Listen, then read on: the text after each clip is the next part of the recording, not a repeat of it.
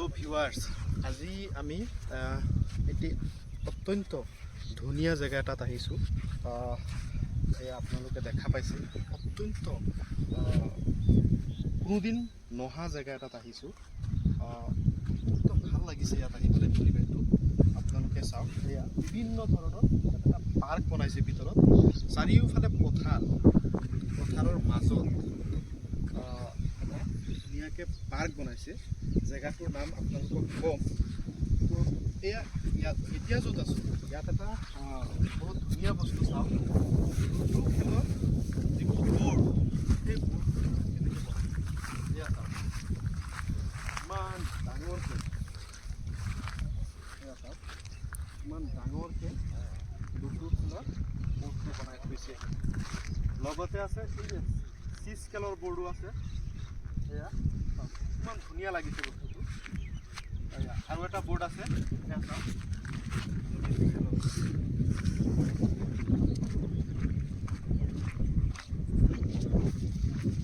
এয়া চাওক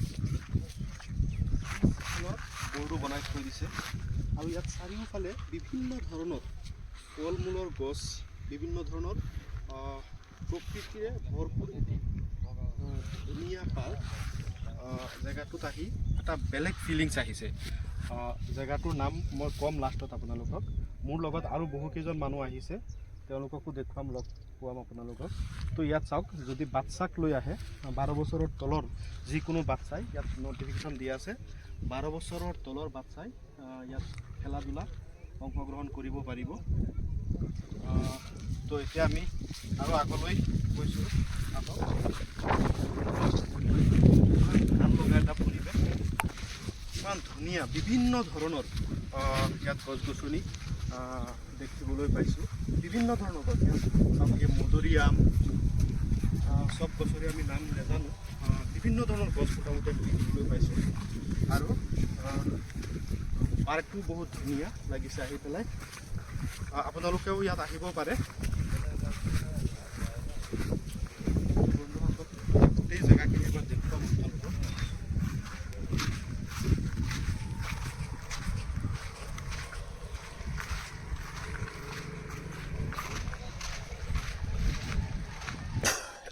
তো আমি আহি কেইজনমান ইয়াত আমাৰ স্থানীয় বা ওচৰৰ কোনোবা মানুহ কেইজনমান পাইছোঁ তো মই এতিয়া দাদাসকলক সুধিম এই জেগাটুকুৰৰ বিষয়ে মই প্ৰথমেই এজন দাদা আছে দাদা হয় আপোনাৰ নামটো ক'ব আৰু আপোনাৰ পৰিচয়টো দিব আপোনাৰ মোৰ নাম আফাজুল ইছলাম হয় আচ্ছা আপোনাৰ ঘৰ মোৰ ঘৰ ভোমৰাগুৰি হয় আচ্ছা এই এতিয়া য'ত আছোঁ এই জেগাটুকুৰৰ নাম কি এইটো আপোনাৰ এনে বহুত মানুহকে কন্যাকাৰ বুলি ক'লে চিনি পা বা আৰু এটা কি নাম আছিল দাদা তো মানে আমি আহি থাকোঁ মানে এক সপ্তাহ 10 দিন পিছে আমি ইয়াত আহি থাকোঁ কেতিয়াবা ফেমিলি লৈ আহোঁ কেতিয়াবা ভিডিঅ' বনাবলৈ আহোঁ মই জাগাটো ভালেই লাগে এটা আমাৰ পদ্ম এৰিয়া হয় পদ্ম হাজৰিকা তেখেতৰ সমষ্টি তাৰমানে ইয়াত ভাল এটা ফেচিলিটি কৰি দিছে মানে বাচ্চা লৈ আহিলে মানে আপুনি ইয়াত খেলিব পাৰিব বা ভিডিঅ' বনাব পাৰিব আহি আছে মোৰ লগত এই দাদা আছে তো আমাৰ লগত আৰু এজন দাদা আছে দাদা প্ৰথমে আপোনাৰ নামটো ক'ব মোৰ নাম ৰঞ্জন চৰকাৰ আৰু মোৰ ঘৰ তেজপুৰতে হয় আৰু বিশেষকৈ এইখিনি জেগাত মই বহুত দিনৰ পৰা আহি আছোঁ আৰম্ভণিৰ পৰা আহি আছোঁ যেতিয়া ৰাস্তা নাছিলে এইটো দলং হোৱা নাছিলে তেতিয়া আমি বালিপাৰা হৈ ঘূৰি আহিছিলোঁ তেতিয়া বহুত দূৰ আছিলে 1.5 ঘণ্টা লাগিছিলে এতিয়াতো ৰাস্তা হোৱাৰ কাৰণে 15 মিনিটত পাই যাওঁ কিন্তু জেগাটো মানে দিনত দুপৰীয়া অলপ মানুহটো কম থাকে পিছবেলা হ'লে আৰু এইবাৰতো ঈদৰ সময়তো ইয়াত হাজাৰ মানুহ মানে হাজাৰ আৰু হিচাপ নোহোৱা মানুহ সোমাবলৈ টিকেট ল'বলৈ সময় মানে বাহিৰত গৈ টিকেট দিছে এনেকৈ যিটো তেজপুৰৰ পৰা 4 লাইন যিটো আহিছে এইটো 4 লাইনৰ পৰা আহি আপুনি চিধা যদি 4 লাইনৰ পৰা আহি যায় একদম চিধা আহিলে ব্ৰিজখন পাৰ হোৱাৰ পিছতে একদম জাষ্ট ব্ৰিজৰ লগতেই মানে লেফ্ট চাইডত যিটো ৰাস্তা সোমাইছে সেই ব্ৰিজৰ লগৰ ৰাস্তাটো দি লেফ্ট চাইডত সোমাই কিনে যিটো মাথাউৰি আছে এইটো দি চিধা আহিলে আহি কিনে অলপ আহিলে আপোনাৰ মিনিমাম 2-2.5 কিলোমিটাৰ আহিলে তাৰপিছতে এইটো পোৱা যায় ইয়াত জিমো আছে আৰু বাকী বহুত সামগ্ৰী আছে আৰু এইফালে সেইটো চাইডত গ'লে আপুনি বহুত গছ গছনি চাব পাৰিব বহুত কিবা কিবি আছে ইয়াত চাবলৈ আৰু পিছবেলা আহিলে খুব আৰু ৰেষ্টুৰেণ্ট এটা আছে খুব ধুনীয়া খোৱা বোৱা আছে দুটা ৰেষ্টুৰেণ্ট আছে আপোনাৰ চাহ তাহ যি খায় বা বেলেগ বস্তু বহুত কিবা কিবি আছে আৰু খাবলৈ বহুতেই সুবিধা আৰু ফেমিলি লৈ আহিলে ঘূৰাটো হ'ল, পোৱালি খেলা হ'ল আৰু অলপ আৰু জাগাটো ভালে, নতুন জাগা এটা পিছত ভাল। আহিলে চাগে আৰু কিবা গছ গছনিবিলাক আৰু ডাঙৰ হ'লে আৰু অলপ ভাল লাগিব। আৰু মই চবকে অনুৰোধ কৰিম আপোনালোকে আহক, পোৱালি ছোৱালী লৈ আহক, সৰু বাচ্চা লৈ আহিলে খুবেই ভাল পাব। যিহেতু কৈছে অলপ আগত খেলৰ বহুত আইটেম আছে, আৰু আইটেম বনাই আছে, ৰানিং চলি আছে, কাম শেষ হোৱা নাই, চলি এইবিলাক আছে। ৰাস্তা মানে চাইছে, এইটো বালি পেলাইছে, এইটো ৰাস্তা হৈ যাব পাৰে অলপ দিনৰ ভিতৰতে আপোনাৰ হোটেলো বনাব। গতিকে আপোনালোকে ক'ৰ পৰা আহিছে, মোৰ পৰিচয়টো দিলোঁ, এতিয়া আপোনালোকে আহিছে ক'ৰ পৰা, আপোনালোকৰ পৰিচয়টোতো ল'ব লাগে। আমি যিটো একচুৱেলি নিয়ম। নগাঁৱৰ পৰা আহিছিলোঁ। অঁ। নগাঁৱৰ পৰা আহি সঁচাকৈ ইয়াত এজনক সুধি পেলাই এই ভিতৰত আহিছোঁ। জেগাডোখৰ আমাৰো অত্যন্ত ভাল লাগিছে। তো দৰ্শকসকল, মাত্ৰ 10 টকা এই পাৰ্কত যেতিয়া আপুনি প্ৰৱেশ কৰিব, আপোনাক ইয়াৰ বিনিময়ত 10 টকা এটা দিব লাগিব। এজনৰ বিনিময়ত 10 টকা দিব লাগে, আৰু 10 টকাৰ বিনিময়ত আপুনি ফুল এনজয়। কি ক'ম, এইফালে মই দেখুৱাব কৈছোঁ আপোনাক। ৰাতিপুৱা এই আবেলি ওলালেও কোনো বহুত কিবা কিবি আছে খেল ধেমালিৰ কাৰণে। আপোনালোকে মোটামুটি আহিলে ইয়াত বেলেগ এটা ফিলিংছ পাব, যিটো আপুনি আহিলেহে অনুভৱ কৰিব পাৰিব। তো ইয়াত আহি মোৰ দাদা কেইজনমান মোকো পাইছিলোঁ, তেওঁলোকেও এই জেগাটোৰ বিষয়ে, জেগাৰ নামডোখৰ আৰু এবাৰ কৈ এইটো দিবচোন। জামুগুৰি এৰিয়া পৰিছে, কিন্তু যেতিয়া ব্ৰিজখন পাৰ হ'ব, যিটো নতুন জীয়াবলী ব্ৰিজখন বনাইছে, ব্ৰিজখন তেজপুৰৰ পৰা আহোঁতে ব্ৰিজখন পাৰ হোৱাৰ লগতে একদম লেফ্টত ৰাস্তাটো সোমাই গৈছে। ইউ টাৰ্ণ লৈ কিনে আপোনালোকে মাথাউৰি যিটো আছে, 2-2.5 কিলোমিটাৰ অহাৰ পিছতে পাই যাব।